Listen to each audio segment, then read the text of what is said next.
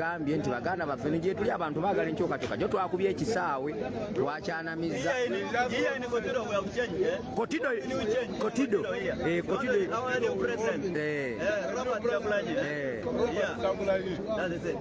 I love Robert Kyagulanyi. Okay. Ya wano wetuli John Kenkulaba tuli wano Mbakalamojja baagala Kyagulanyi Ssentamu. I love Kyagulanyi Ssentamu. Bano bambala leesu baki banerabidde erinnya Bakalamojja Bakalamojja Kalamajongo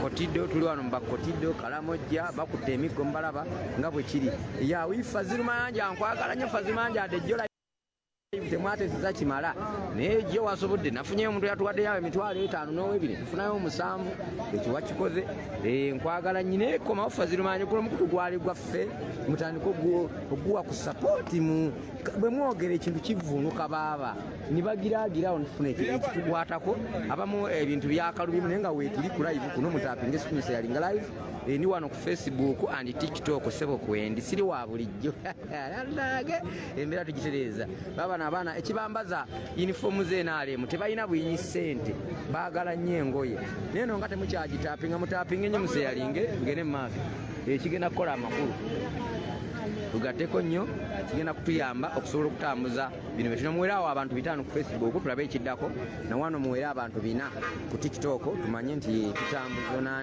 onani asaba request ekifo ky'okutapinga sikina asaba mu request network eriwa omusajja amanja otapinga mu screen request yosobola kuteekako saba mu request kyolina okukola kyekyo naye bw'otapinga mu screen kati request yosaba yakyo oyagala nkuteeka oyogere ki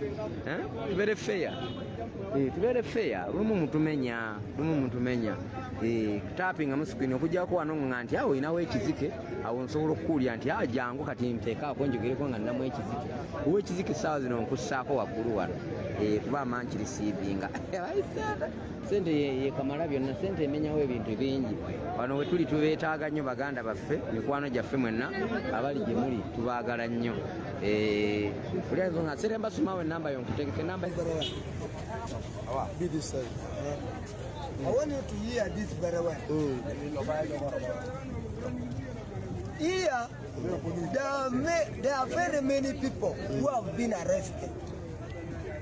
Not only in Kotido town here, outside Kotido, Rengen, Kanalabai, Nokomenyebu, Napumpum, Nakapelmoru, Nakabale, Rikitai, Potongor, they have arrested all the Karachuna, the youth, they have arrested all the youth. It is only the Wazee which is taking care of their children, where the museum first work in order to feed the grandson.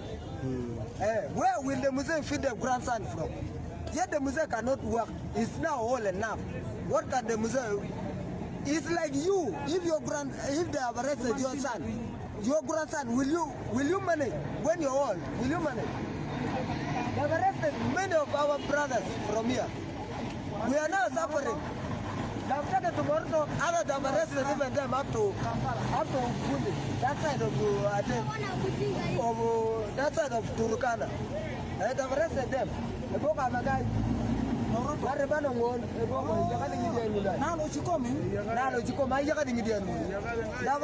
have taken 4 years without seeing.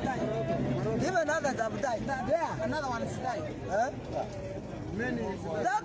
That's why we are now annoyed. We don't want someone who is now, lying on us all the time, not showing us any good thing. So we don't want. You know, a bedbug can bite you one. If you don't feel it, it will repeat. But if you feel, you will wake up and check on the point where they have been bite. There, you will now try to do what? To first clean the bed, isn't it? So we want to clean. Our bed is dirty. We want to clean and put Bobi Wine. Even if you go, okay. You will. You be here.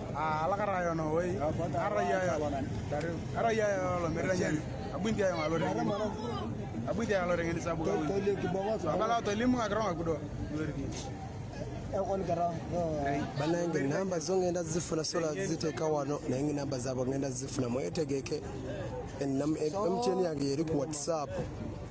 Ayagala mukadde oli mugulira t-shirt, ayagala bano Bowers t-shirt ne tuzireeta wano ne tuziwa abantu bano awo okoonako ku WhatsApp yange tugende mu maaso. So this one is Amuranga. Iyo campaign tusobola ogikola ffenna t-shirt ne tusobola ozireeta bamama abo ne tubanoonya nabo n'omwana waabwe sitole eyo ngenda ginoonyereza paka era ngenda kudde kotido sitole eyo ginoonyereza. This is a man Lomere Daniel from Rengen sub-county.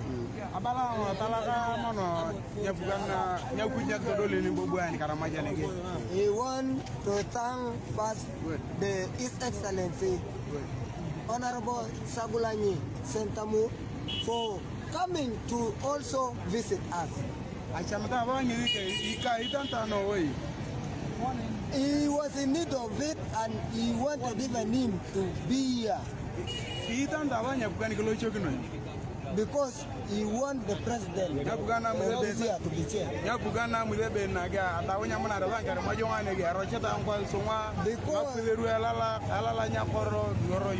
Because this president of Uganda, Museveni, is doing bad. How? He's making the youth to suffer a lot by arresting and killing most of them.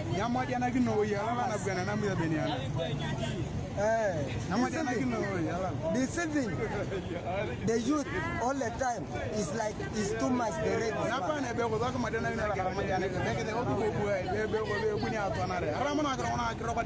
like in Karenga, they are deceiving them that if you elect Bobi Wine, that blood, there will be too much shed of blood here in Karenga. Is it true? So, and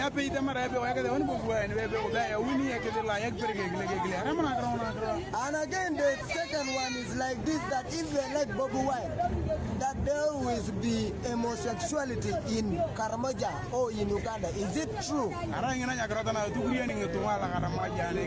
those are the things which is making the people of Karenga fear. And this year, they want them to give Bobi Wine a line. So, and in them, they are going here, home there. They are going to, to mobilize and tell the people that vote Bobi is excellent. And again, last year, Museveni, when he came in 2006, when Museveni came, he killed a lot of cows in Karenga, and later on, when he was contesting for president, he deceived people that if he passed, he's going to pay back those cows. And even up to now, he has not paid. And he's deceiving all the Karenga all the time that I will do for you this, but nothing happened. And he even spoke about Tama. So, and even Tama up to now is not there. We're still on Mara. You cannot deceive your own child and you don't pray. So, don't yell. You don't pray.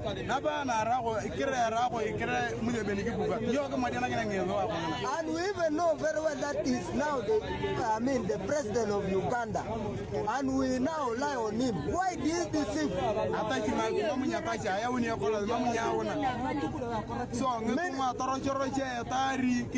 Many things that he has been promising all the Karamojong since he has been in share.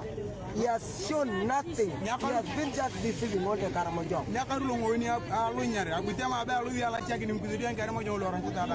And the last time when he was again contesting about that, he also mentioned about the releasing of the youth whom has been arrested and they are suffering in prison. Mamunya chaka na. And even up to now, they have not yet released. And again, when he came last week ago, when they asked him about that, he refused to answer about that. And again, the answer to that and the solution to that, they also made it by themselves by saying they should change the president. And we want to give it to His Excellency Bobi Wine. And that is the end of his work. Okay. And one is here, my dear brother. He thanked so much the Bobi to come and visit. There is a lot of offices in Karenga. And she cried so much about the death of the people who are dying in Karenga. One is anger. The Larmaris children. Like, as a big person, there is nothing that is guided. Like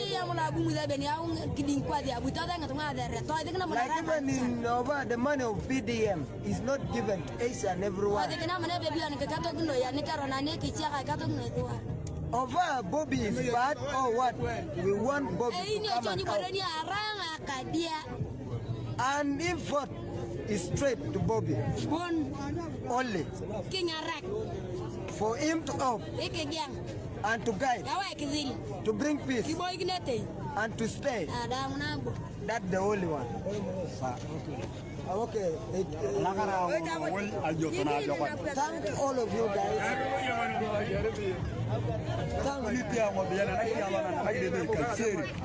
He came all along from long distance on the other side called Kashiri. He came on the aim of seeing the brother.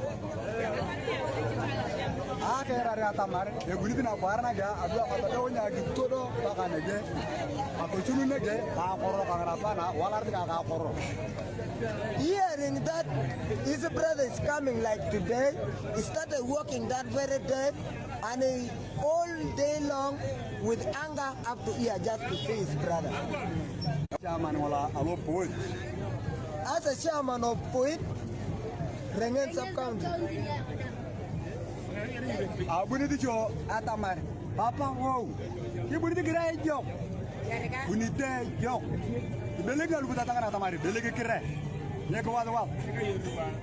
Now, him also coming, he say that His Excellency Bobi, you're coming, if this is a good coming, let this now be a pile of shyness in Karamoja. You show the whole country that you have come to change whatever thing which has been bad all day long. You bring it to shyness or brightness of Kotido district.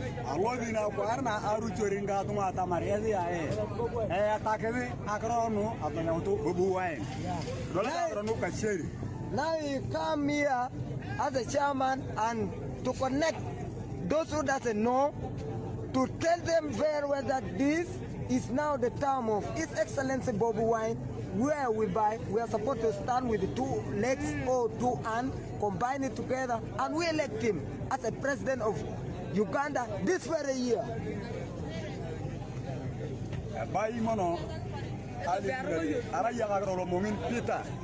And his name, he forgot about the name, but the name is called Lomongin Peter from Rengen sub-county.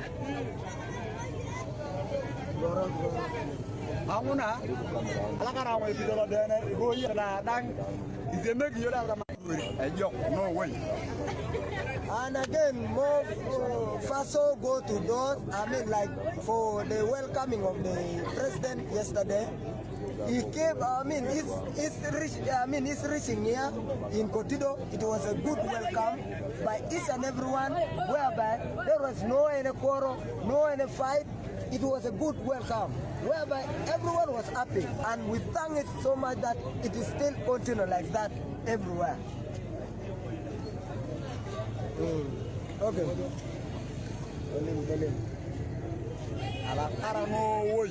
What are Abukre borarang welcome young ape tan ngi school uri am ta mar apro chugina tan guru to na kro ang malimo ya ta mar brang malimo da ko wadu wa aga ta tam aga ko na ngi da da wadu wa ala kar be na ta mar e jogo biya gbe legina afan. So thanks also goes for the welcoming of the president yesterday, His Excellency Bobi Wine, for his arrival yesterday. It was more best for us also to come and hear. And again over that, it's like this. The teachers also they are crying about what? Their salary. And even it's good again for that, for His Excellency Bobi Wine to come and also hear our crying in our what? In our district. So that help what we are also, the situation that we are passing through. Yeah. Yeah, I'm not going to say nothing. Tubogin mo na ba ineni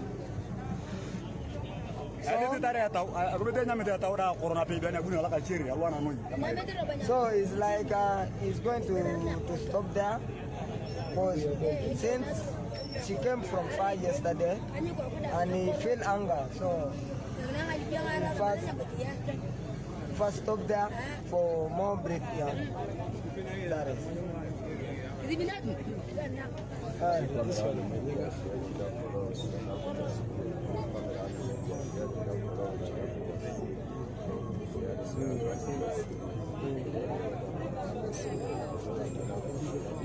Ndowooza banange muwulira amaloboozi agava mu bantu b'oku kitundu ebiboozi okay, so today. The name is called Lokong Akok.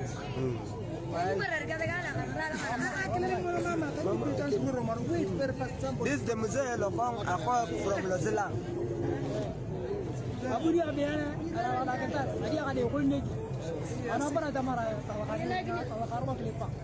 The Lokong Akok came from Lozilang yesterday and he was admitted in that health center for Kotido municipality. As he stood right now, he just see people like that, but there is nothing who can help him and guide. And he prayed most to the big people. If at least there is something, you guide him also.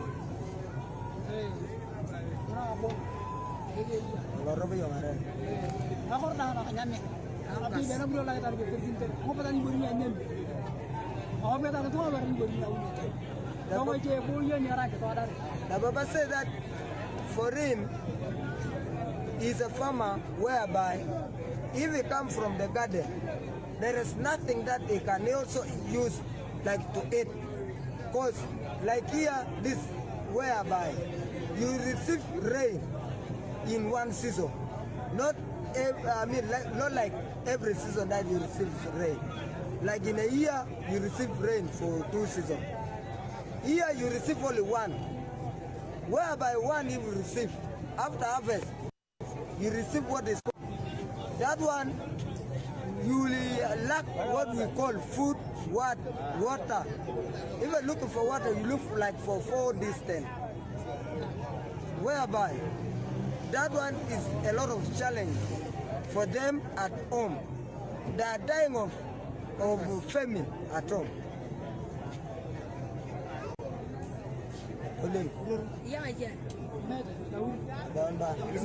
That is it.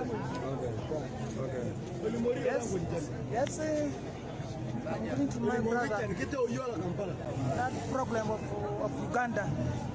Mimi jinango his name is called Ochen.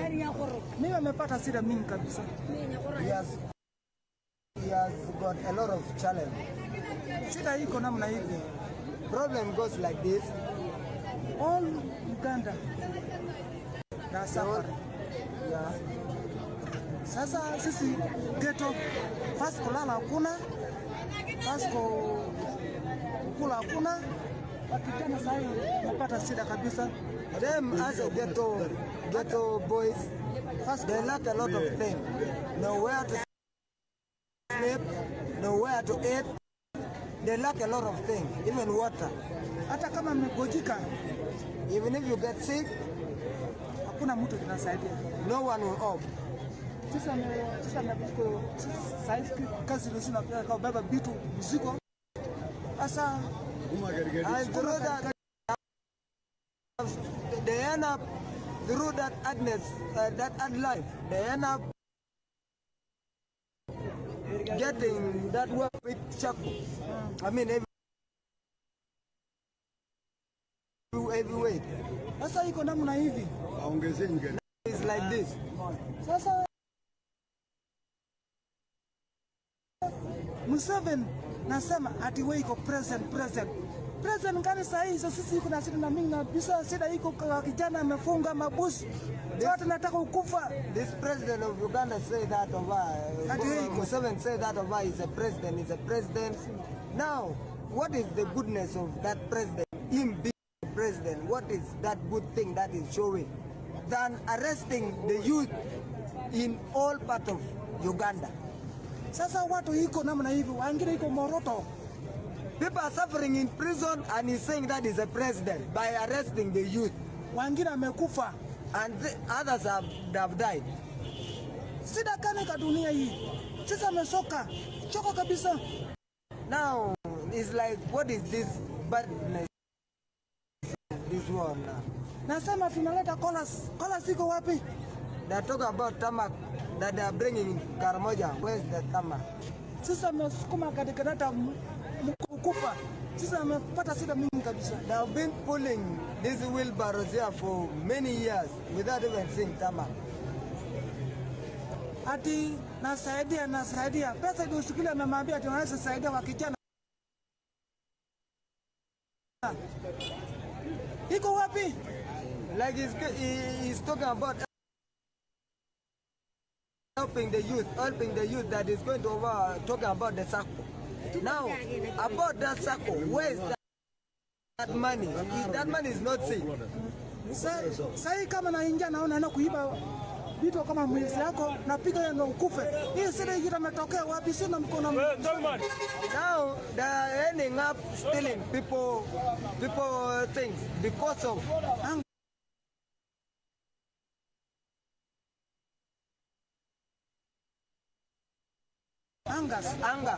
That's why, I mean, even if they did that, others end up being killed. Iko mbaya.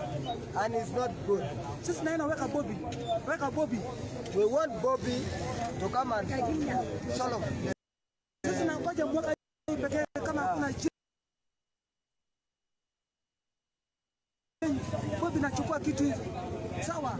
Sina tu iko namna hivi ndio sisi amepata sida. Sasa naumia. We want Bobi to come and help us, to come and guide us, to give us strength and everything to we become strong. Ona na side nyingine kama Sudan, kama Kenya. Pesa kanini pesa Uganda iko kidogo na Kenya iko mingi kabisa. Why is it the current money of that other country is high than ours, which is now low?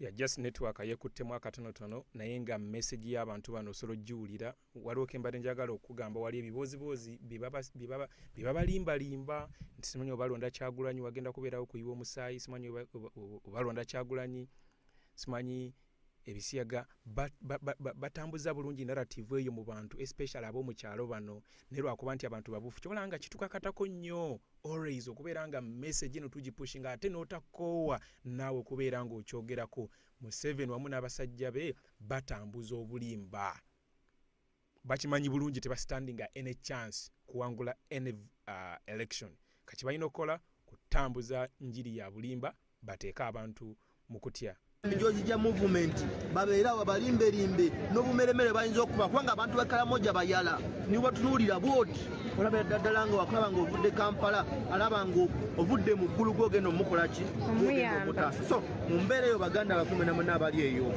akaseera ke kano buli omu regioni ye mwava twegatte nga bannayuganda okulaba nga tutekawo enkyukakyuka egenda oyamba abantu waffe omwana w'ekalamoja naye abeera n'omugabo mu Uganda eyawamu baleme kubalyazaamanya n'okubalabanga nga batali ba mugaso mu ggwanga lyaffe Uganda. Kale tweyanziza oyo abajje kansala Waswa alina kaadi ya NUP Lubaga. So owapuwa English nkuddemu oba wali wenakomye wemba ntandikira bane tufunyeyo omutwalo tumwebazeka tuwadde omutwalo simutegedde erinnya lye tuwadde omutwalo akozesezza MTN webale nnyo webalire ddala enamba esimu zaffe we ziri awo 07. This country Uganda is not good. We are now suffering a lot because of that Museveni.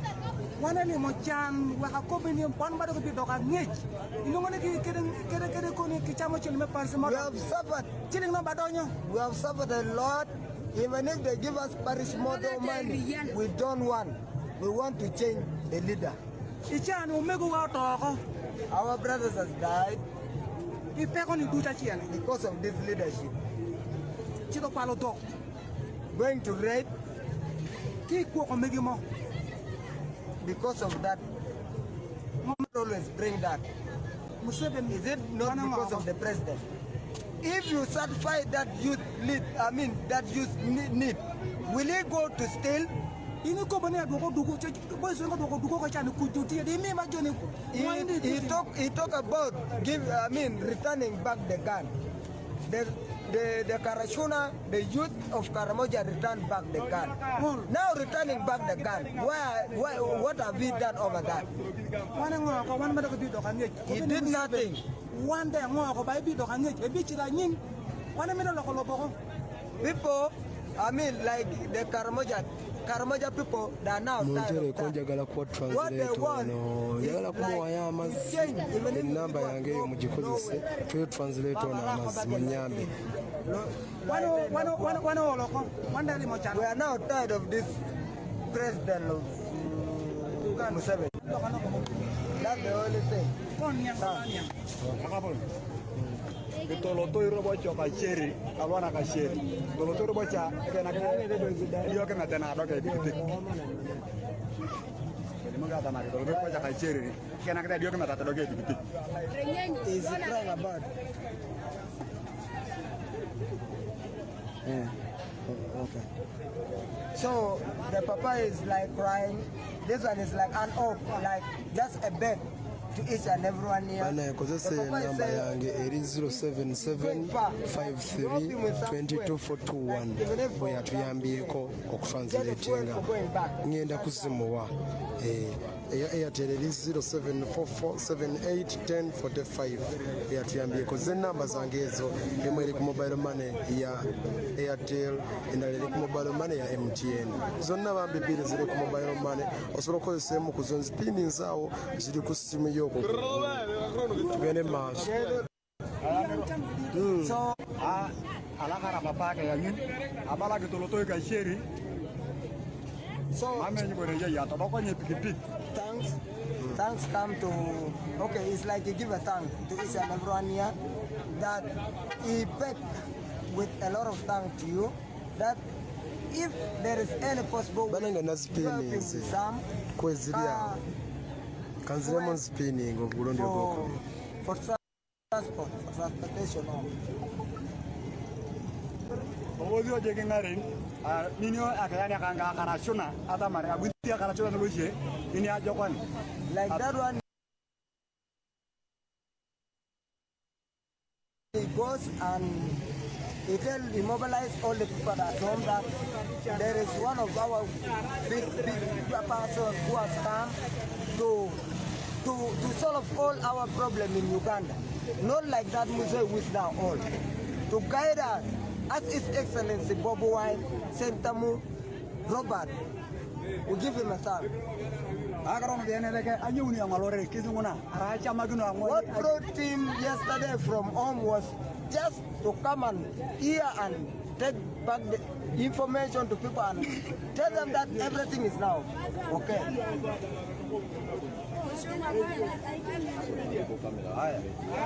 Yokote ni papa, alo yu ara agiri moginyo. Akawat agiri tia, aka agiri aroli, kara kaptata. And that is what is going to sending 20K mobilize the people at home and inform. Someone is going to send you 20K. Okay. And this one. Give this mama a hug. And he say, okay. And he say that every. Okay. Okay. You listen. You first wait, mama. You first wait. And the papa say, what you always talk about all the time. There is like this. Raiding, they're saying that raiding in Kotido is not getting over peace talk. Peace talk in the whole of Karamoja, Moroto, Turukana, Kaabong, Abim, Nabila Atuk, and Teso. There is no anymore raid. But only that the government is, Museveni is the one using the Karashuna to raid those cows. Tolim akara ngatu. Ela kara koi, aku arna ngare ni koi. Akara ngatu. Kem amnyare lo arata ngatu ku arata nyemuria. Aku nyamu de beni ngo pani puku nyakande kada tang. Adirwa nyakande. Arauna apa na wanga yara. Ijo na bulu ara ke gare api. Oto munyale kemarin. Ko ani ngakaron. So why is it if you're a president? You use again your people. You use your people. You use your very gun to come and raid your people who elected you. Are you the true government of Uganda or you're just by illegal? What that DNA alone na tengi to matar Kotido, apa to machegero kechana torogata. Amarai. Paneta raishe to an kokana yai. And even his arrival last week coming to Kotido. His arrival also after, it was like okay, like a big thing happened. And they end up losing even one of their brothers. There is a lot of challenge with that man, Delaware. Museveni.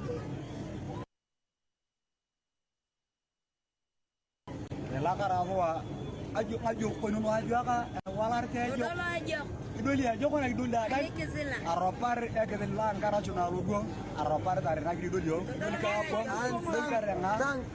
bo thanks be to the big His Excellency Ssentamu Kyagulanyi that is going to have a plan or a good way, a very good path everywhere.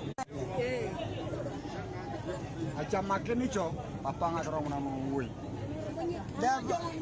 have accepted all with the heart that even if you come with the two spears to snipe them, no way they are going to elect Kyagulanyi.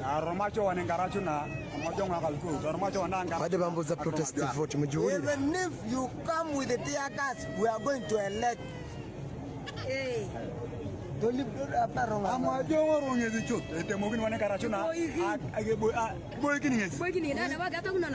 one is now all enough. He just want to confuse this country, whereby we don't want. We want youth to come and lead.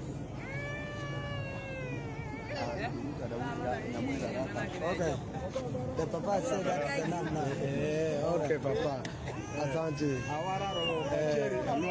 Okay. Eranjogere. Tigalayo kubanga bw'otaalonde ebintu bino ogenda kuba obyononye tolina kyogenda kubanja nga tokikoze ekitokikoleredde genda osula akaluluko mu bungi. Kakati abaami ababadde boogera message gyabwe ngisazeemu video ngenda gikuteera waawo banange njagala ogitambuze nnyo boogedde from their heart. Boogedde ng'ebigambo bibaviira ddala ku mutima, you know, ne bayogera ng'obusungu obulabira ddala ku feesi zaabwe bali frustrated bali angry emyaka gibaddaana 40 complete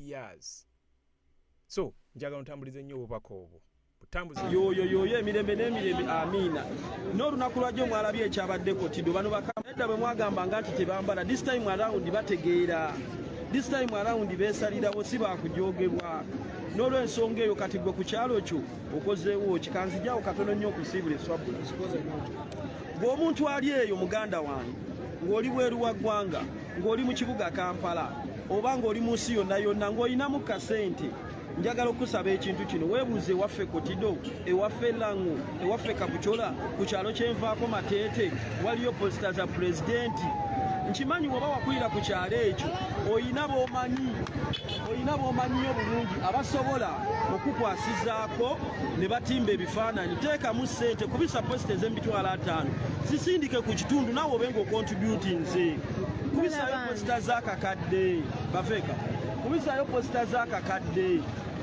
zitwale ku kitundu kyo gy'ova bagulireyo obufulaaga olina b'omanyi abasobola otwalayo obufulaaga bwakakadde guba fulaaga 1000 butwale ku kitundu ekyo basomese twongere otambuza enkyukakyuka kyannaku nnyo okubeera ng'oli mu America okubeera ng'oli South Africa okubeera nga olina gy'oli naye nga ku kyalo gy'ova ewammwe Kyennamukaaka ku kyalo gy'ova ewammwe Kitende ku kyalo gy'ova ewammwe Madugomba teriyo kifaananyi kya Kyagulanyi tannamala mu buyinza wadde omwaka n'ogumu so kwata kasente k'oyina myaka 5 k'ofunye kubisaayo posita zisindikeyo ffe tuli eno batubanja t-shirt abantu beno bambala t-shirt za Museveni because they have nothing to do naye ate ng'eza Kyagulanyi bazaagala n'olw'ensonga eyo kwata t-shirt ogambe nti nze nva Kotido ndi mu America ninamu kasente kange Kotido ewaliyaani waliyo Langi mukubira omugaye njagala kuwaayo t-shirt eziwerera ddala 4 ozigabe mu ba obi baffe ab'omu kitundu ekyo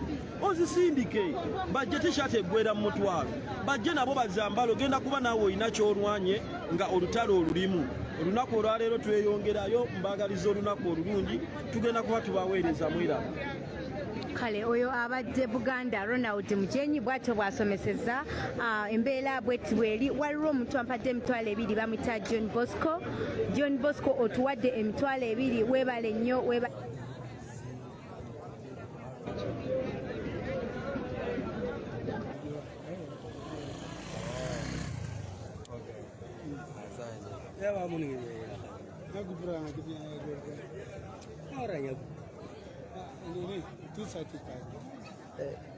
T-shirt is over. Hizi nataka t-shirt ya Kyagulanyi. Baba.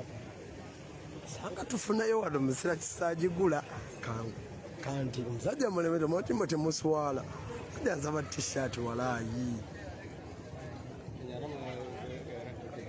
Good morning, sir. Good morning.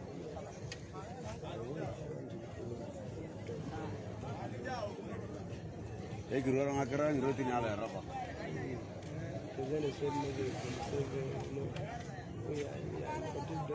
For him, I know you can. Language. Okay. Hey, good morning, Karenga. Then nyeki ama muzungu. About on this road, bad road. Hanibologo. Gonna ban it, Julia, ma, Lugogin on again. I don't know a lot. Ama on Galaka.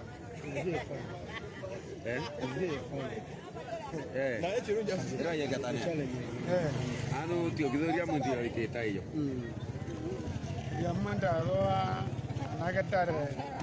How much a t-shirt? T-shirt eno ya mitwalo 3 kitundu ey'ekitogi naye bweti ng'eno bweti ebeera ya mitwalo ndowooza 2 oba kitundu olwo abatambula bazitunda betusangayo sobola okugamba abudungu kati munnava kuba tugenda kusulawo olwaleero oba tuyinza okudda adono naye nga tetunava naye sobola okugamba nti abudu kanyanguwe eno t-shirt ezo 5 osobola okuzifuna. Okay.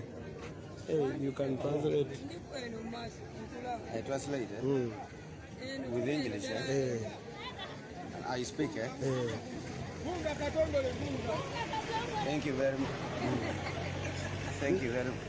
You translate from this one.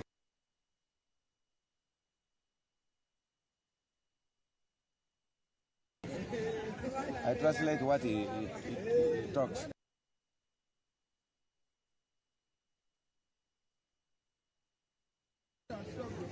So thank you very much. I want to say good morning to all listeners and who are even seeing, watching.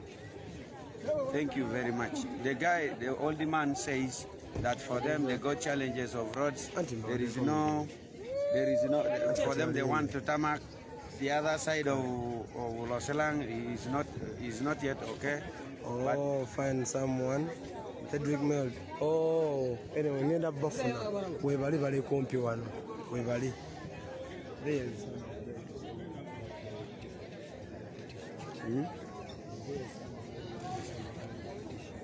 Now. This one, you see. Then also me I get it. Yeah, and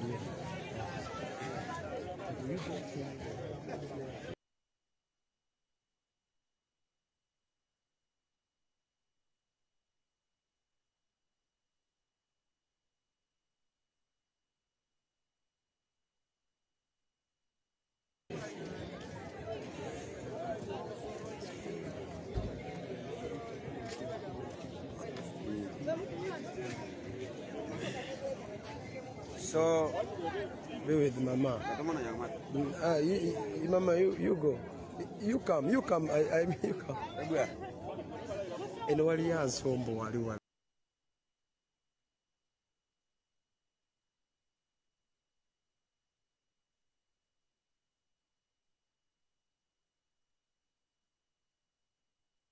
So, the president yesterday, but on Monday was here in Kotido.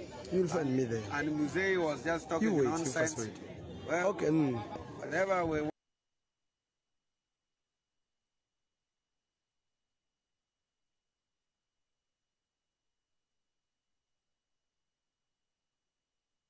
wanted, and he talked to us, and he just giving us only free t-shirt, free nonsense t-shirt.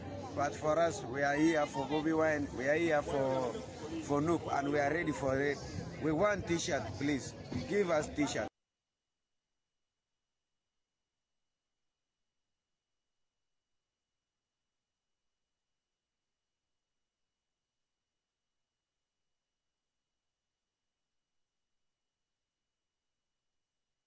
We want t-shirt because we want to change our country.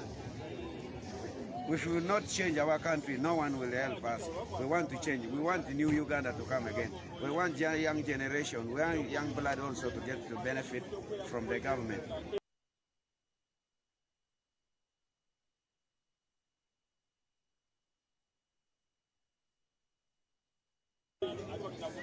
That's what I'm going to tell all listeners, all people who are seeing me. We want help, we are here for ghetto. We drop out from school long time. Now we are here suffering. We are sleeping, hunger, there is nothing. And Museveni just come here with the easy t-shirt. Just come and lie us with the t-shirt. The number is 077 53 22 421. Remo Judith Narowega. Eya Airtel, it is 0744 78 10 45. Wali. Tell him.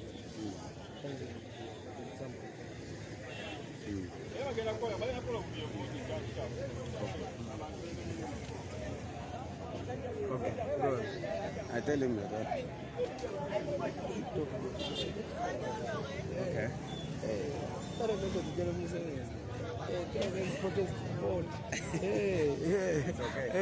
Aya, that is it. Please. Atunda wali wano, atunda wali. We want the tamak. Ngenda zikuba ekifaananyi nzikusere naye ziteeke ku Airtel. We want the tamak from the president, no tamak. We want t-shirt. We want our children also to benefit from the need of the president. We want in Kotido here, you see roads, you see everywhere. even people traveling, you see people dying in Aleto, there is no support. The president come here and just say that if I bring tamak, will you sleep in tamak? Or you just eat tamak? We don't want, we want a new change. Okay, well, someone said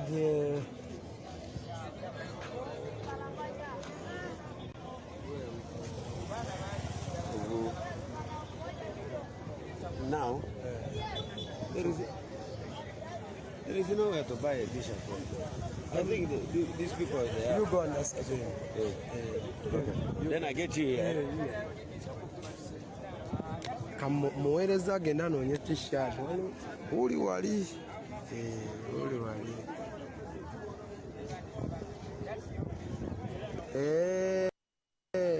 Oli na webali unase nabawadde bagende banoonye change buli bali bagenda kujja.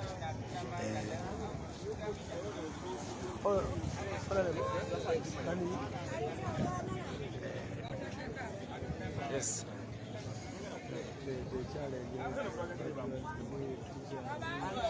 Oh, it's okay.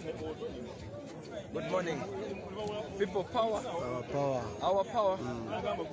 I'm called Mr. Halima Gambachi. Halima Gambachi. Madam Fudeko. Aspiring candidate for Pole South constituency. It has been a marvelous time actually having our president in Laon sub-region. Now I'm speaking from Karamoja in Kochiti district, and I have liked the situation and the morale which is in Karamoja sub-region. Indeed, they have shown us change is needed here. Not only here, it's needed in the entire part of Uganda. Because the warm welcome that has been given to us, actually it has shown us. So it has greatly shown us like people really need change. According to the local interactions actually that we were having and we are still having with the local community, these guys are saying like they have been given a lot of lies that okay kamala ononyo no bwe bawadde sente bale kamunonye wano obalazeewa. I've got 30,000. Talk to them. 30,000.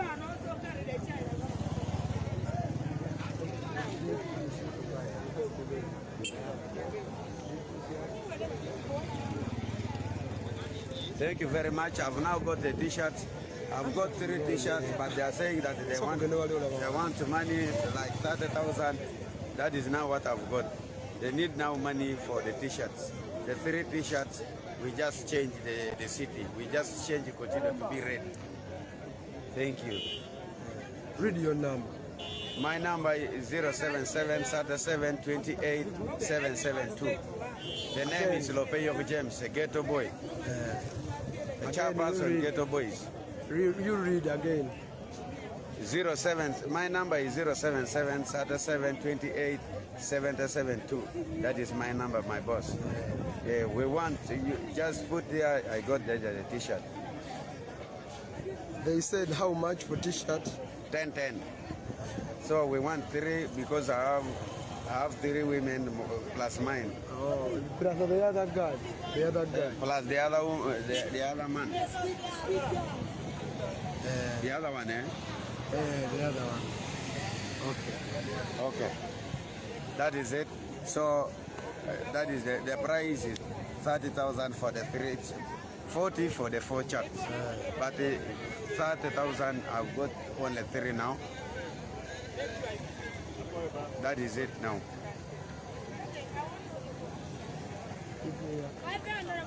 You check on your phone. I check, eh? You check. Muzimuteereko namba agenda kuddamu agisome. Waliwo wano mukadde bannanga nsombowa. Namuwadde dda naye ansombowa. Buli we nteekako gundi nga nsika omukolo nonga naye kaddemu agisome. Muzimuteereko sente ze. Eza t-shirt ze mumusuubiza sijja kujjako kamera.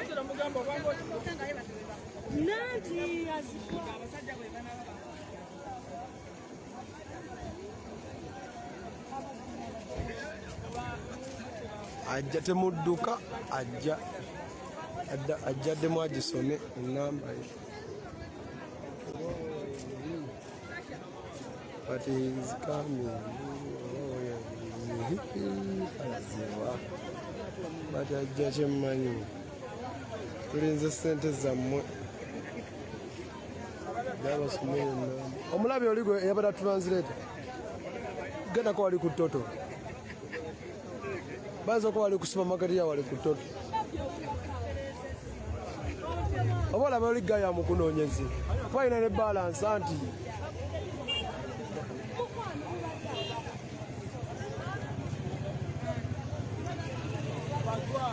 No, each ya buli emu ya mutwalo. Buli emu ya mutwalo. Buno obuliko ekifaananyi kya president. Era bwe bakolera era eba emyuse bwe bakolera. What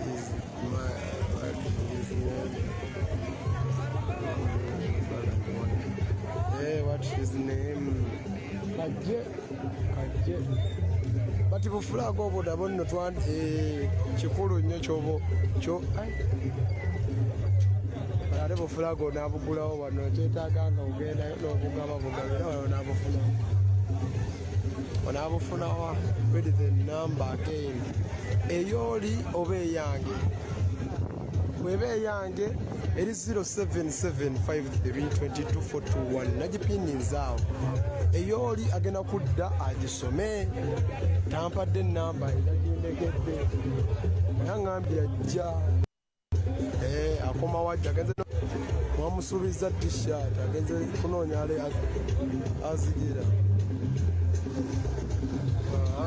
buno akomyewo oba again you come again and read your number again. I read my number again. Thank you very much. My number is 077 37 28 772. That is my number.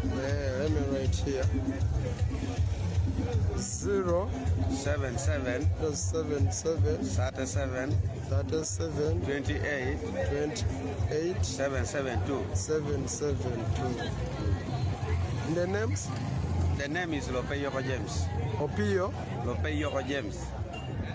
Huh? Lopeyoko. People, men, you have seen what is in Keso, what is in Busia, what is in Buganda, what is in Ankole, and now in Karamoja. Very many times Museveni has lied and said in Karamoja he gets 100% of the vote. Switch off internet, intimidates people, and gives himself the results. That we can change it. You can change it. So that is another call that I'm bringing to you. Most importantly, you people, let me ask, who is above 40 years here? If you are 40 years. Wow. Okay, if you're 35.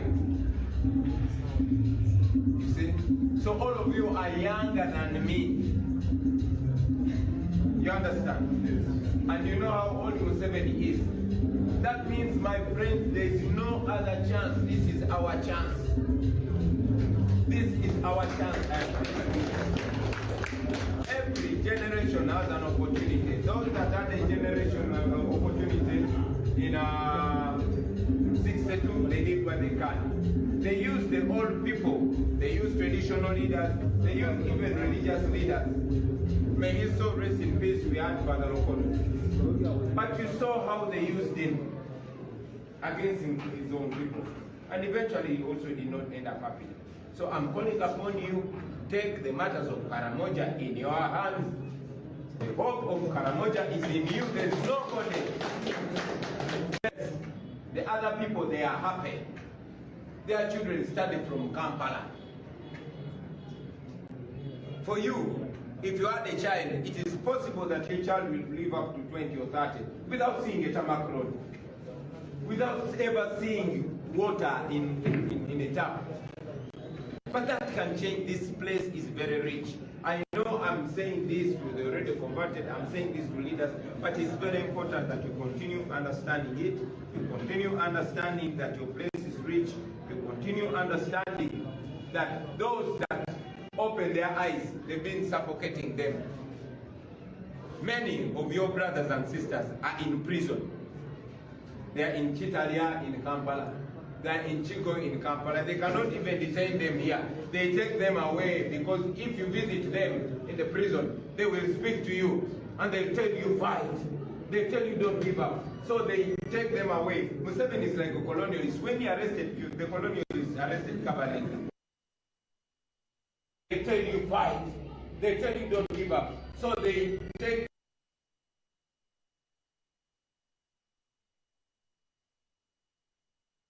they took them to Seychelles Island in the Indian Ocean. When they arrested Mwanga, the colonialists, the white people, took him to Seychelles Islands. The same thing when they arrested the port of Acholi for helping Mwanga and Karenga. They took them to Kampala in Kololo. That is why that place is called Kololo. Kololo is not a Luganda name, do you know that? Kololo is an Acholi word meaning alone. So your brothers, the Kachunas, they took them to Chitalia to isolate them from you. I visit them, I talk to them. They send you a message that they are strong. We are also with them. They took them to military court. They are not soldiers. But most importantly, Museveni wants to pay violence. But we can fight. I'm not discrediting those that use violence. We don't use violence.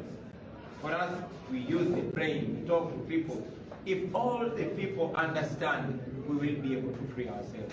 So it's very important in our generation. While we still have the youthful energy, for us, we use the brain, we talk to people. If all the people understand, we will be able to free ourselves. So it's very important for us to do in our generation. While we still have the youthful energy, while we still can communicate, and before they buy or intimidate some of us. I am aware that you are also aware of how rich here is. You know how rich your land is. You know the minerals you have. That one I'm not educating you about it. But you also know that while your land is rich, your bodies are poor. And we can change that. I'm not going to talk about the roads, you know that. I'm not going to talk about your cows that were taken by the Tukanas, or the Itelas were taken by the Tukanas, but did the Tukana come with the gunship? That is a big question, but we shall sort that in a new Uganda. I know the pain of intimidation. Many of you are intimidated. The RDC is always coming. You support NUP, we shall arrest you, we shall kill you. They have even bought some of our friends. We used to have our coordinator, Calvin. They paid him money. You understand? They paid him money, they create their own lies, and they want to use some of our people. They told me he came dressed like us in order to discredit us. But of course, we are too many to be discredited. So that, the people that they buy, they don't only exist in Karamoja. They buy them in Buganda. They buy my own brothers. Okay? They buy them in Busoga. Those are our brothers. They buy them in Acholi, they buy them everywhere, but those are few. I want you to understand, you, my fellow Ugandans, that in order for these people to stop you, because now we are walking towards our minerals, you are walking towards your minerals, you, the people of Karamoja. The people of Bunyoro are walking towards their oil. The people of Busia are walking towards their gold, and all other Ugandans. So now, they want, if they possible, they will also want to pay you money, 10,000 and a yellow t-shirt. You forget about that. That is what they've been doing. So I want to call upon you to be solid, to be strong. Let us unite. Let us open our eyes. I always say it in the public that any one of you can be a Bobi Wine. You don't have to be a musician. You don't have to be very educated. Me, I'm not very educated, by the way. In fact, I just went back to school. When I came, I did not even have a university degree. Okay? So don't underlook yourself. The fact that we are here already shows that we were meant to be together, that we are the same. So have that confidence. These things that I'm doing, that I'm saying, say them to people in your language. They will understand you. They will believe you, they will join you. Me, I'm going to move across the country, trying to sensitize young people like yourself, trying to send that message, but even here, after I leave, don't let this message leave with me. Let it stay here. Go deep, recruit others, make groups silently to move door to door preaching this message. Let our people understand. Let our people connect with us. Let them know that this matter now is for Karamoja. It is their plight. But while they fight for Karamoja, let them know that they have friends and brothers and sisters across the country. Let us connect more. Let us work together more. Finally, we are going into this election. Museveni never reaches your villages. He sends buses, get any young person there, give them 20,000 and a yellow t-shirt, let them come and attend my rally, and they go back. We want you to send a message. Let people understand that actually these roads can be done, and they will be done. Let them know that you can benefit very well, man. If you had a country that had good governance, it would not be like here. But these people are thieves. They're heroes. And please let people understand that the first time they learned about the massive gold rush here, Museveni made his wife minister for Karamoja. I said it yesterday and I still say it. How come the minister of Karamoja does not sit in Karamoja? Why do we have the minister of Karamoja having their office in Ankole or in Buganda? Why? That is supposed to make you angry. That is supposed to make you think. But most importantly, that should make you organize yourselves. Send this message out there so that when the young people rise in Buganda, when they rise in Bunyoro, when they rise in Acholi, you, the Karamajong, are not left behind. For a long time they have been undermining you and disrespecting you. And I want your generation to be the one to take away that nonsense. I know it pains you when these Museveni people say we cannot wait for Karamoja to develop. You've heard that, right? Yes. That should make you angry. And you should make sure your child is not told that. Your generation should be the last generation to listen to that nonsense. Your generation should be the last generation to see these bad roads. Your generation should be the last generation to suffer. I could go on and on and on and on, my brothers. And let me end by thanking you for showing up. And I also tell you, if you do what you must do, I want to be wherever I will be and say, I watch on TV, you see the young people of Karamoja, this is how they voted, this is how they are protecting their vote. Tell those people not to vote for anything yellow. Accept the money. Accept the money. They will bring the money to you. That is your money. Okay? But don't let them wash your brain. Talk to people. People will understand. And the rest will be history. I want to thank you very much. And the rest will be history. I want to thank you very much. In a very, very special way, I want to thank this, my sister. Thank you very much. And get more women involved. Get more women. Get more women. These women are powerful. They can talk to each other. Let us work underground. The rest we shall talk when the cameras are not on. Thank you very much. I like acknowledging. Thank you very much. Yes, launch President Wega. I'm sure the candidate has a word to say, but very briefly. Yeah, please say that in Karamajong.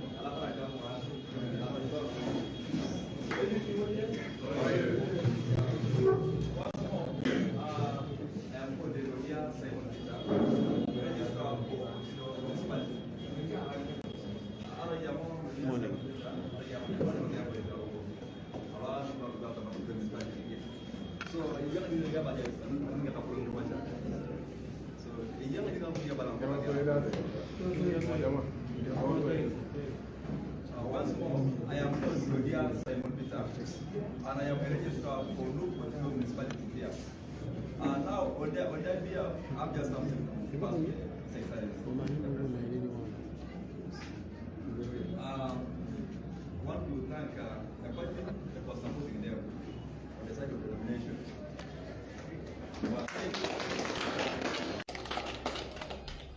We have only 12 councillors. We don't have the education, we don't have any feedback in the party. But next time, I'm passing a message to the office of His Excellency just to support them somewhere. Posters.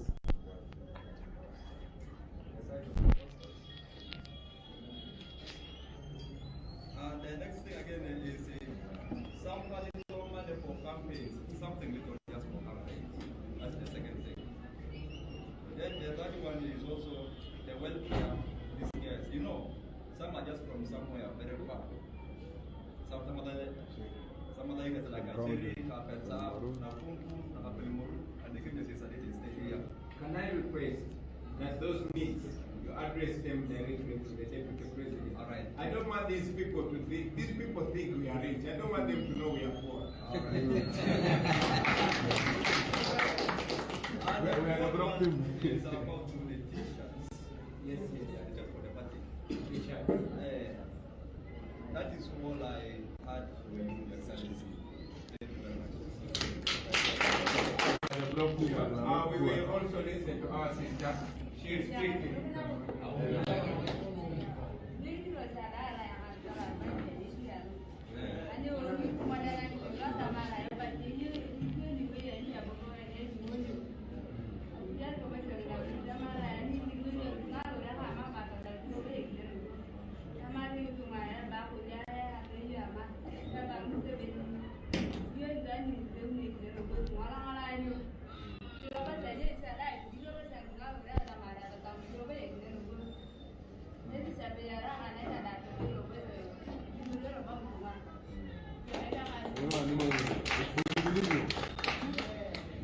Thank you very much, my sister.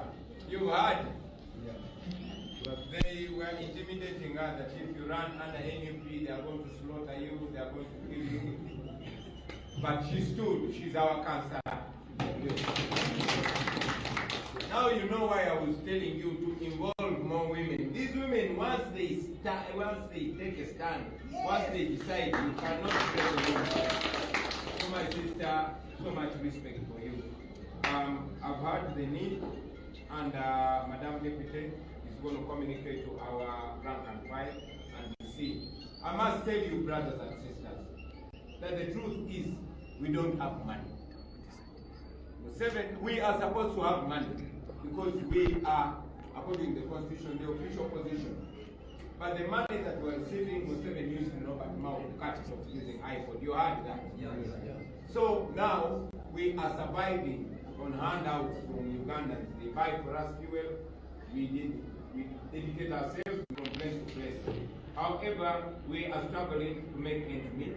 That's why we've not been able to give t-shirts. All the t-shirts you see, people buy for themselves. People even print posters for us. But regardless, we are going to make sure we deal with the matter of those posters, the t-shirts, and some campaign facilitation for you. So, before I leave, maybe I'll talk to the mainstream media now. I was asked by one of the journalists to comment on the blockage by NTV and all nation media outlets from Parliament and General Assembly's campaign. But it surprises me that some people are surprised. In a dictatorship, the first thing they kill is the truth. In a dictatorship, the first thing they want to block you from is the truth. And any TV, radio station, newspaper that reports the truth is going to be under attack. There is no wonder, therefore, that NTV and all nation media outlets are under attack. They reported that Anita Among blocked candidates from running because she wanted to come independent. They keep saying the truth. They keep showing the masses, the crowds that come. They keep showing the support that we have, which should be legal. I mean, they also show Museveni where he has some support, even when he rents that support. To you, NTV and all nation media outlets, this is expected. But I guarantee you that in a better country, you will do your work unhindered, unencumbered, and unthreatened. As of now, I want you to know that the people of Uganda and the world are standing with you. Just do the right thing. You're not committing a crime. Just report what you have to report. Everywhere, the truth, and nothing but the truth about all of us. I know what you're going through. I know Anita Among is intimidated by the truth that you continue to expose. I know the regime is threatened by the truth that is exposed. But I keep saying it that the camera is the biggest weapon. And when they look at those cameras, they see missiles. So we condemn the hounding, we condemn the constant attack on you. And we know that one day Uganda will get better. But it can only get better when all of us are playing our roles. We, the people in positions of leadership, and you, the fourth estate. And also, I'll take this opportunity to communicate to our brothers on other TVs, especially NBS. We appreciate the work you do. But we request that you report authentically. Many times you attend our rallies and you see their masses, but you cover only the feet. Man, come on, man. Show the truth. Because by the time you report, by the time you bring this news on NBS, it is already on social media. The people have already seen what has happened. And then when you show only the feet, or when you try to twitch the camera, it looks funny. Don't allow the regime to attack your credibility. You're a credible source, and we respect you, and we move with you. So please, report the truth. That I'm requesting in good faith. Yeah, and that is the truth. In Uganda. Okay, allow me, let me speak some French here now. Yeah, bambuziza ku kigambo cha NTV okudistopinga. NTV tuze tulaba ku mawulire basooka bagoba ku mikolo Museveni gy'aliko ekyo kitegeerekeka kuba tayagala boogera mazima, ayagala abo abanaabibwetaweta. Naye ate kyabadde kya buswavu nnyo okubagoba ne mu paliamenti. Ekyo no kimenya amateeka, kimenya ssemateeka waffe. Bannamawulire balina eddembe okulipootinga, okulaga byonna ebibaddewo mu butuufu bwabyo. So kyansonyi nnyo okulaba nga mukyala Anita Among ye mu bumenyi bw'amateeka bwe alowooza nti asobola n'okukyusa constitution. Ekyo no kye kizibu mu dictatorship. System bwemenyekamenyeka, buli omu alowooza alina obuyinza okukola byonna by'ayagala. Kati Anita Among okuva NTV bwe yalalisa, bwe yalaninga story nga lemeseza bonna abaali bavuganya ebukedeya neyesimbawo n'amakinga sure avaayo ng'atavuganyiziddwa. Kyamukola bubi, kati olowooza alina obuyinza obugoba bannamawulire mu paliamenti. Ekyo nno kiraga ekizibu ky'okuleeta abantu mu bifo eby'obukulembeze abatalina ndowooza ya bukulembeze nga bw'olaba Anita Among. So aba NTV tuyimirira nammwe, NNC eyimirira nammwe. Nze mbasaba mugende mu maaso nga mwogera amazima, nga mulaga amazima. Si mmwe mwekka naye ne emikutu gya nation media gyonna ffe kye tubasaba mugende mu maaso nga mulipootinga amazima. Ensi eraba amazima.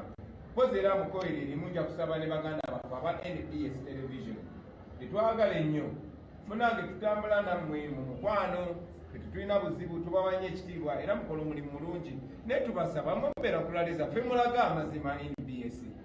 Abantu balaba ng'ensi egyo yeesombodde nga bajjudde, naye ate ku NBS olaba balagako bigere, balagako nkoona, walinga abagezaako okuwunzika kamera. Ebintu biraga eri, tumanyi mukolera ku bugubi, tumanyi babagamba ani abagambye okolaga bino, naye mukole omulimu omutuufu kuba bino ebintu jagamanyi mugenda obiraga ku TV zammwe ng'abantu babirabye edda ku social media. Kati abantu balabe okuyanja y'abantu gwe nojja tinolagako ebigere oba nolagako eri gye twayise mu kkubo naye notulaga gye twabadde tugenda naye nolaga nti gye twabadde tugenda bweyogera ku gye twabadde tugenda naye ngaefaananyi olaga gye twabadde tuyita mu kkubo abantu bakubamu ebituli so ekyo nkisabye mukwano nabaseruganda temukkiriza bantu abateekako pressure ate kwonona linnya lyammwe muli tv nganzi tubawa ekitiibwa era tujja tambula nammwe naye tubasaba mulage ekituufu mwebale nnyo alakaranoenoino.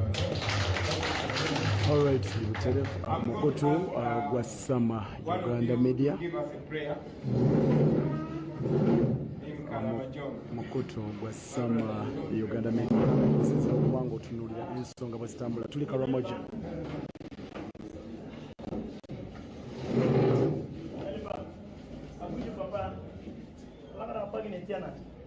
Achana kene doa nikari ko katu ko tangana NUP kita la kare no wai akre chwana pe bien paka do na paka na papa kire cha wa ko mango do ti na pa na gene lo da to yai ki dim ko de to tora no wa ikira ba ko ndo ito ko mai ina kana pedo ele ma kuria no do ma ko sai ko tere to tora ni ko ka papa ni banda mana ko tido ele pakita no ko aku papa pakuloni kweli kono baba mulo ka tukot angena ke NUP ebe Kyagulanyi papa iri tingeli moye mwa inaka bugo inaka pedo so pedo atwere anke tuma ngulunga papa ibanda eli kuna danga lokora Yesu Kristo makoloni yo amen. People power, power, power, people power, NUP, everywhere, NUP. All right, moving time.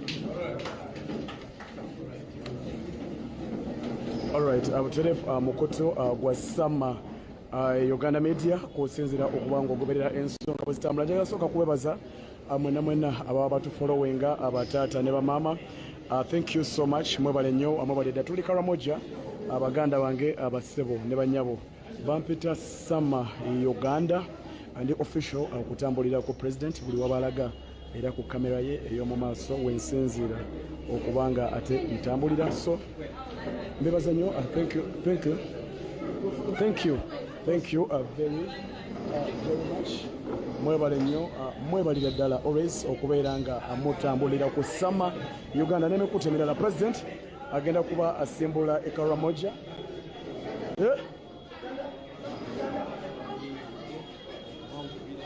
Wakyambadde okuliko wali kyambadde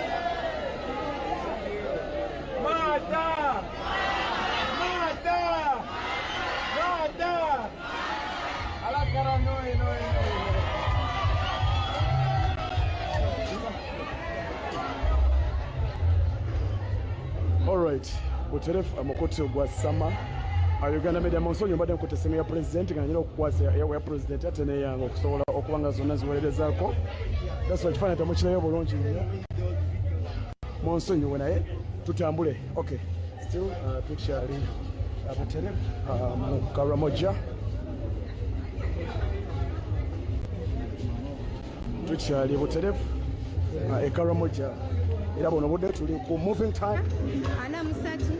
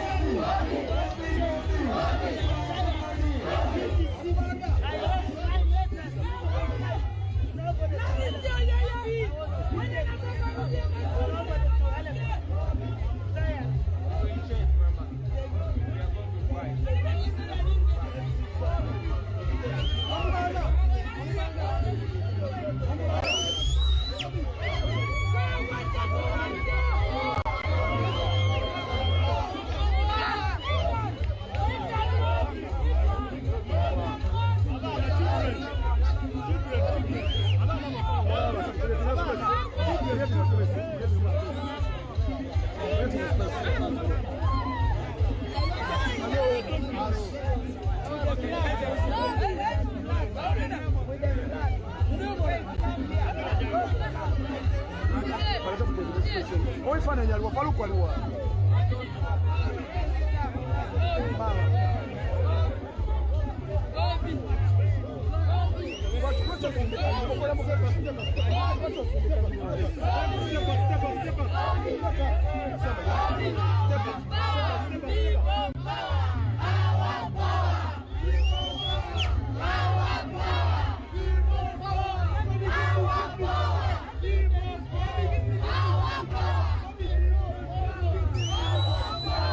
Where are you going?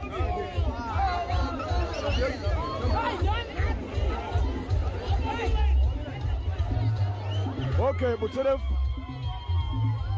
Sama Uganda, Zemba Weresa, whatever no tuli moving time, tuli live for Karamoja, Twabadeyo Onaku Orejo, Eno Karamoja Jolengera Baganda Bange, Anabanja Jiabira Amabati, Nabanja Ayaba Amabati Gabantu Beno, Eno Jolengera Ajetuli Obudebono, Nabanja Never Minister Museveni, Baba Mabati Gabwe.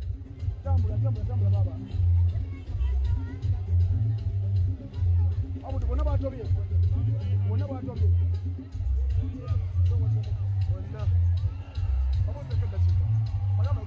Nze abudu wa Bobi Mujja ku Mission TV Uganda ngenda kuba live.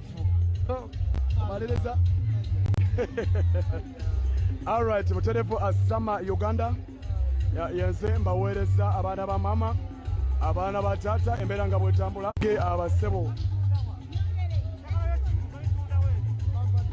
mbera bwetyo abali mu kubanga etambula officially akusama Uganda atuli wano Karamoja nabagambe amajego olengera gano agamukyala mu 7 aga protectinga bya bugagga ebyeno Karamoja baganda bange NBS yo kanswe mu bulungi tukadde mu program namwatulira bamuyita Kyagulanyi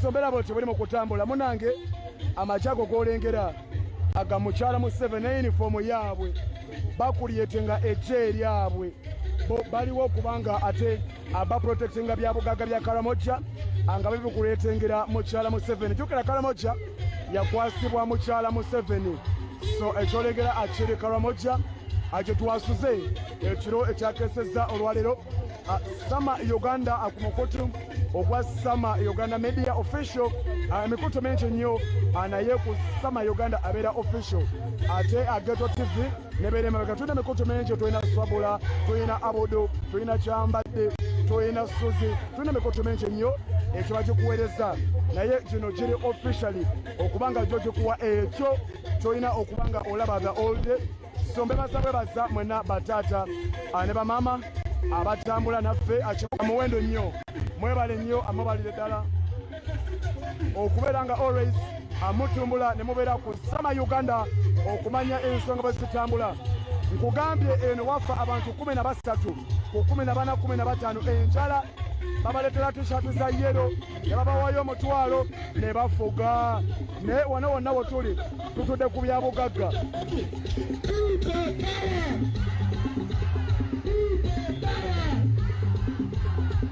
mbera bwetyo bwekyatambula batata ne bamama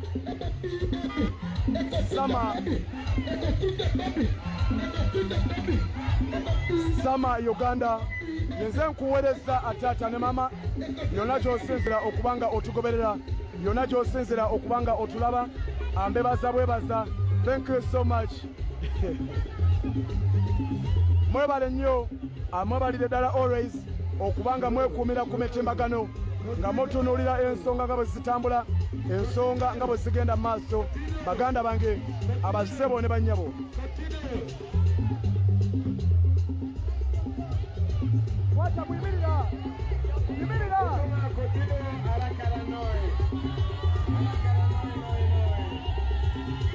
nakugambye amajago gatebwawo amukyala mu 7 okubanga ga protectinga jukira nti ye minisita wa Karamoja omunyankole ate ye minisita w'abakaramoja ne webuuza ekaramoja tebaasoma tewali asobola bakiikirira oba so twagala kumalawo jjoogo eryo mu ggwanga lyaffe Uganda twagala kumalawo jjoogo eryo wano mu njaffe Uganda karamoja baasoma karamoja obote yabasomesa nene batugamba nti karamoja tewali asobola kubeera minisita kutegeera nsonga z'abakaramoja nze sama Muganda ntegeera nti ensonga eziruma abafumbira tewali ategeera aliyo oba so twagala kumalawo jjoogo eryo okay Dani magic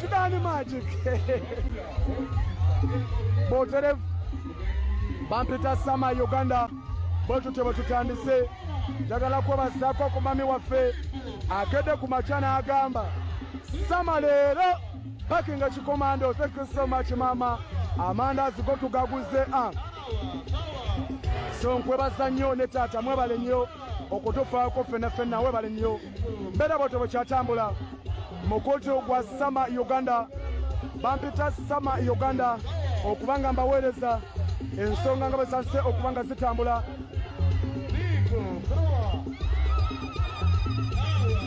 tuli Karamoja anabbanja ne baminisita ba Museveni gye babba amabaati bano abaana bafuna embuto nga tebannaba kwetuuka olw'ensonga nti baavu tebasoma katuso bafuna tayimu nnyingi nnyo NTV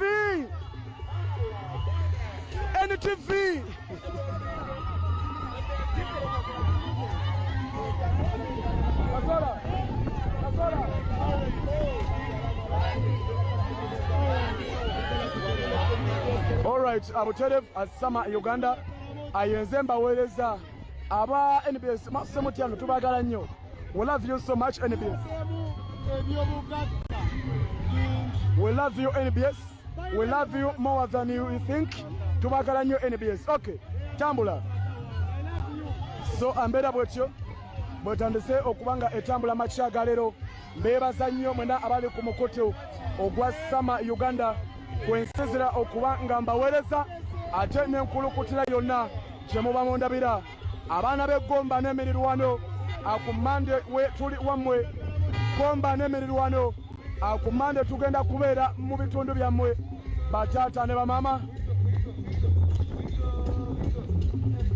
mbeera bwetyo bwe kyatambula sama Uganda yenze nkuweereza embeera nga bweba etambula the all day so Karamoja wano wonna wolaba batudde ku byabugagga naye Karamoja waliyo mu kibuga ekikulu balinamu ebizimbe bibiri balinamu just two biggest building okumala emyaka 40 ate nga nazo zaba ministers ayambuddemu omudaali gwe n'agumuwa namuwa ogugwe ayambuddemu ogugwe n'agumuwa ayambuddemu sapuliye n'agimuwa ne president n'amuwa eyiye so kyekyo bataata ne bamama kyekyo abataata ne bamama ayambuddemu omudaali gwe n'agumuwa ne president naye bw'atyo n'amuwa ogugwe so tutandise okubanga ate tutambula olunaku olwaleero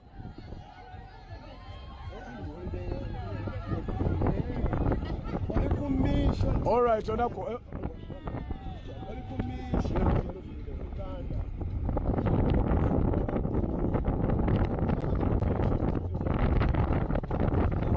tuli mu kudda Kaabong right tuli mu kudda Kaabong oba tuli mu kwolekera Kaabong obudde abono bwennyini abataata ne bamama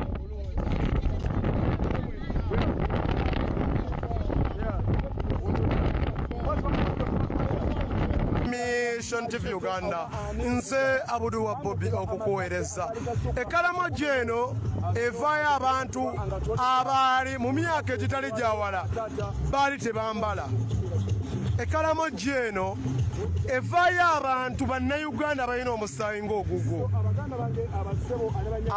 abaali bannaluweero Karamoja mufaanaganya ebizibu byebimu bakuwa message emu ne bagamba nti tetwambala t-shirt za NRM tetuzambala because nti tumusupportinga tuzambala because zengoye nga gwe wonaatwala olugoye nga kuliko omuyimbi nga kuliko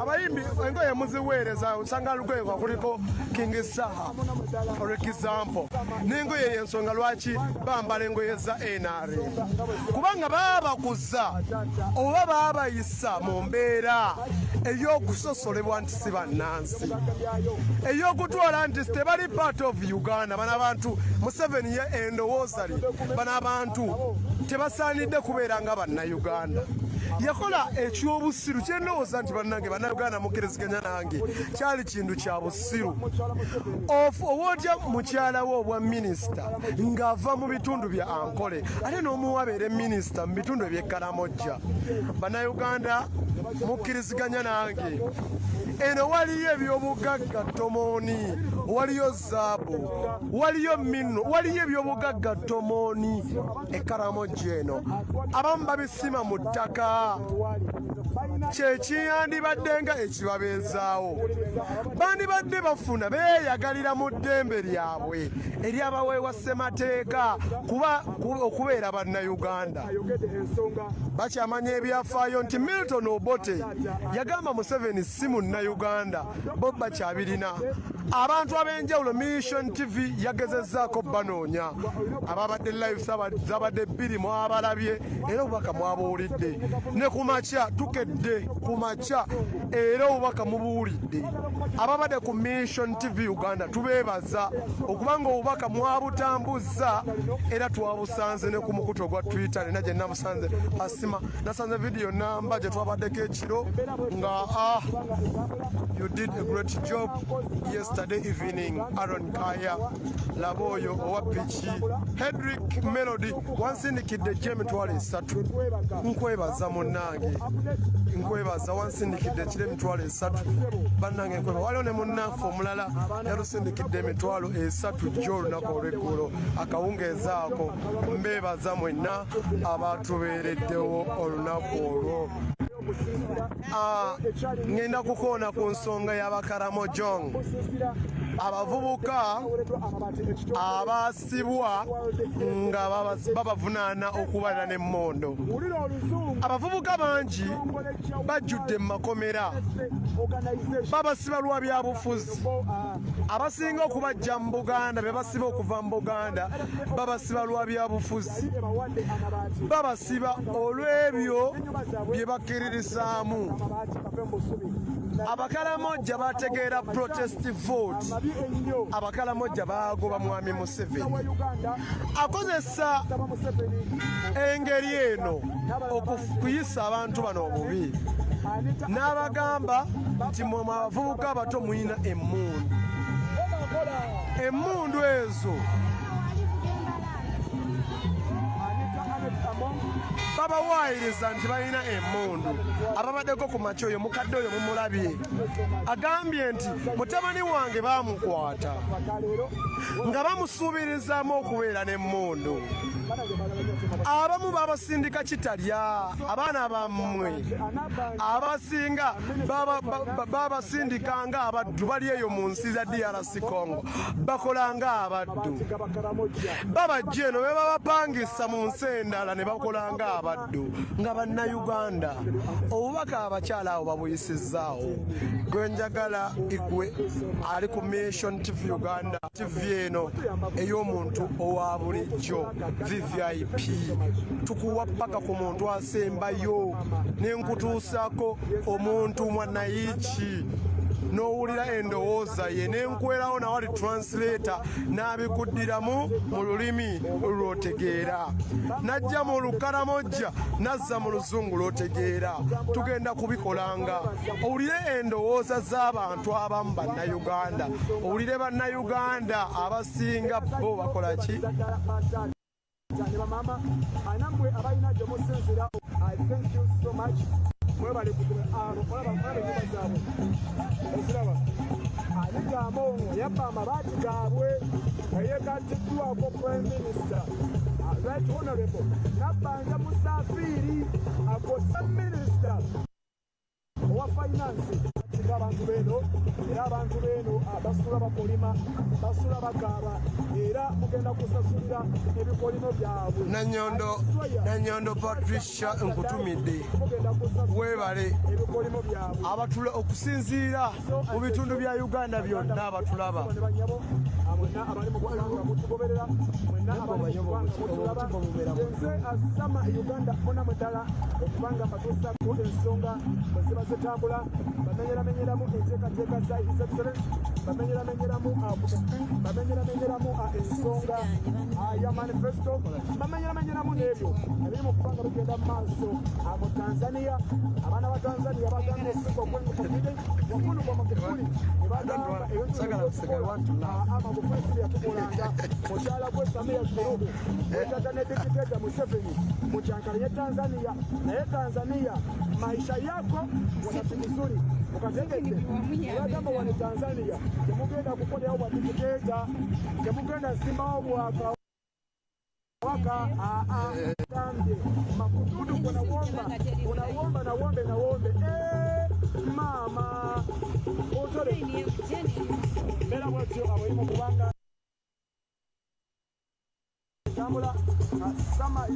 oliko miri Uganda atuuka sharinga abantu abo twabalaze eggulo mwabiwulidde era babyogedde mu lulimi lwe mutegeera era lwe mu understanding obulungi. okwebaka ekyokulya kakata amazzi banange mwebali nnyo batata ne bamaama enamba za ankosa mazola bahajara batali aziyatakeyo nembininga ku mukutu ogwa sama ekananebebaza nnyo nadisetunde buseruzi bwenadisetunde buseruzi bwe kale akabadde waggulu bwendikendakuisiza. Thank you so much. Banange mwena abagezaako okusapotinga bebaza nnyo abebaliza ddala batata ne bamaama banangeima bwongerwa nabagambe banange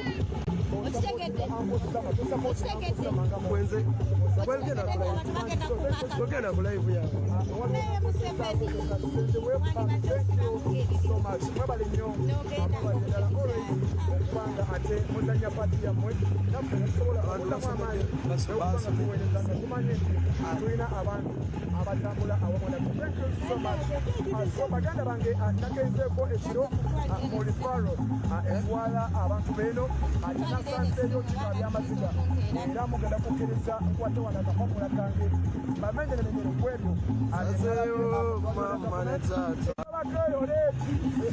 naye mushiyalinge tutambule mushiyalinge twogere tuweereze bannayuganda mushiyalinge tuweereze bannayuganda nga bangiko at least muwere ebibiri tubuuse bannayuganda nga bangi. Oli ku Mission TV Uganda weebale okusinziira mu bitundu by'eggwanga Uganda byonna. Gwale Nakaseke ali e Rubaga ali agenda 15 ate MTN ebisibo musango mukaga kugendako agenda mutano 25 kinana musango. Thank you so much. Message nziraba bakoze angosama mama wali achali yo mudwaliro achali yo ale kebera kusimio basikale bado kuliko kale kebera kusimio era achara nyo hata kuba atela inshallah. Alright, atwatuse amoto sama mama tunaga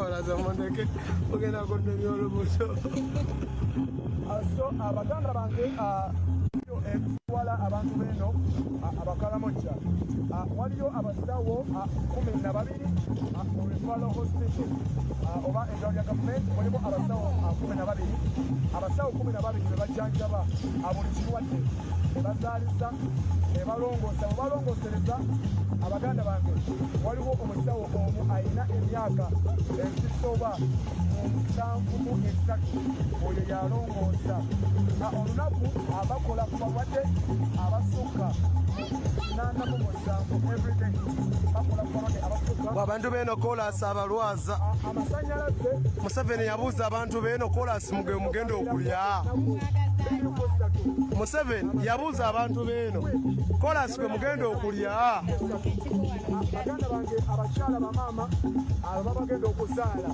tewali mazzi abakozesa bbaako okubanga ate babaaako okukosebwa n'okuzaalisa nga bagadda mu bbaafu obateeka abaana abaganda bakubanga batuuka okuzaalibwa tewali ebitanda okuyinza ogamba nga intensive care unit tewali abasawo basasulwa asasulwa sente enyingi ennyo asasulwa emitwalo ate nga mu mwaka afunayo emyezi 23 information agenda asobodde okuba nga bakuŋŋanyiriza mu ddwaliro oba mu refaro eya sayinisi eno omulungi aliko ow'omukisa tipi embeera bwebadde ekotido ate tweyongerayo mu bitundu ebya Kaabong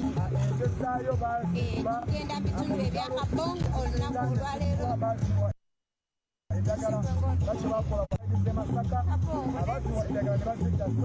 wenkutunuulira otulo tunnomu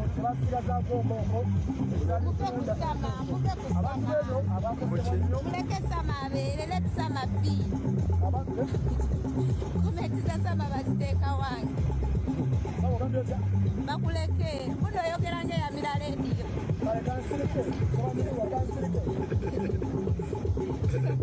bakube muzeeyi bakube bawe seka bawe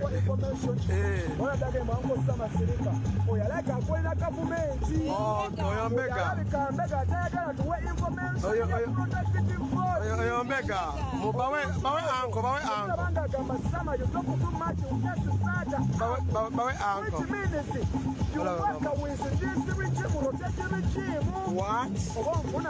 What is this? Rotate. What is this? Ana ina jacket yange. Bayo. All right,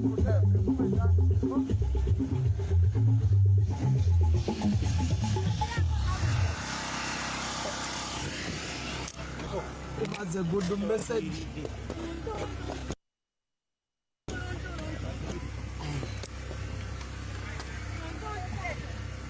Mwana kati mwatadde eno baaga naye kati yani eyo gijja eyo naye kati bannange kumanya abuzo wa babe semanye nakumanya ene baaga yani bannange simanyi wabula eno baaga nze sigimanyi eno wajjudde nnyini yagyo yayogerako yamanyi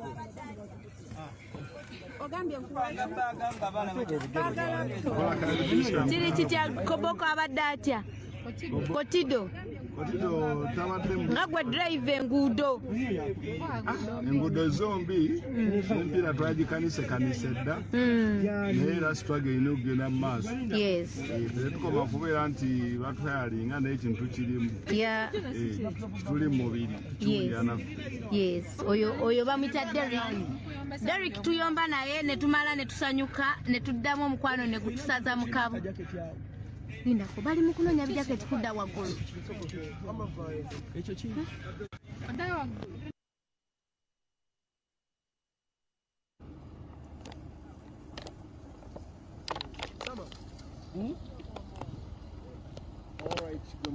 Atalaaze ngenze nenga nkuweereza buli kimu Atalaaze akaseera kano bwekyo embeera bweri oyagenda mu motoka ki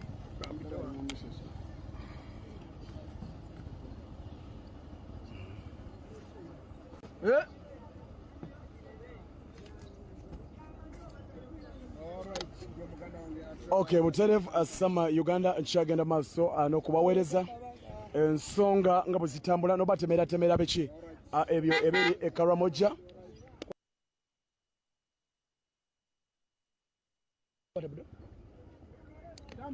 n'obatemera ku ebyo abaganda bange ebiri e Karamoja bataata ne bamama itawana bayi tugende Gira ne bali. Muzisule baga waziba zibasoseko. Kagame Eric atamule. Eric.